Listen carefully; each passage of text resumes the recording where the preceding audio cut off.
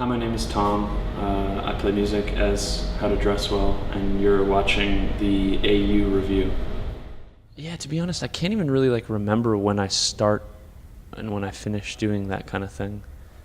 Um, I do it a lot more than I release it, so it's just something that I've always liked to do. I remember when I was in high school, I would take a song I liked and cut it in half and then write my own little middle passage and then bring it back. Yep. That was one of the ways that I first started making music. I think a lot of artists are pretentious about influence and have anxiety around influence, and they're oh, if you're if you're in the music game, you can't be reading up about new music. It'll give you anxiety attacks, and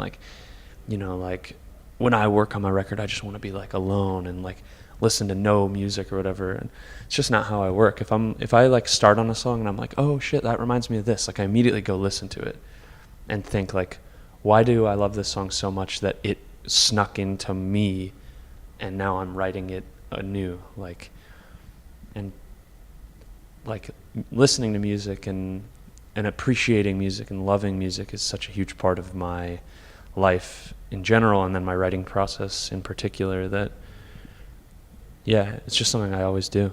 I guess, looking back at the release dates from your LPs, they all seem to be 2 years apart. Is that a purposeful pattern or anything that we can expect to continue? No, it's halfway industry stuff, halfway just life stuff, where I have 2+ hours of new music already for my next record, and nobody on my label and is going to want to put it out until this one has its full life cycle. And I understand that, you want to get it on as many shelves as possible and get it to as many people as possible so that the next one starts, on that level of awareness.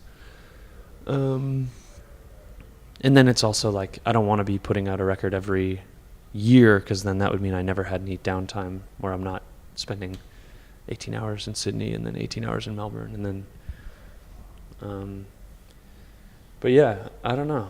I think about this a lot, because the way I used to make music, in 2009 for instance, I put out 45 songs in 6 months or something. And so I think at some point, I would if I were able to get really successful off of a song or my next record or something, and then just go back to just releasing music as I record it, that's the dream. Just have enough support that I can just live off of releasing one song at a time, or 4 songs as I write them. And I think that for me the most exciting thing is that the 40 minutes after I've finished a song and I'm listening to it obsessively, fuck, this is so good. And I would love to eventually in my career be able to literally record something and put it out, have people tweeting back at me 40 minutes after I've made the song. And that immediacy is possible now, technologically or whatever. It's just not possible industry wise yet for me. So Okay. Drake does it.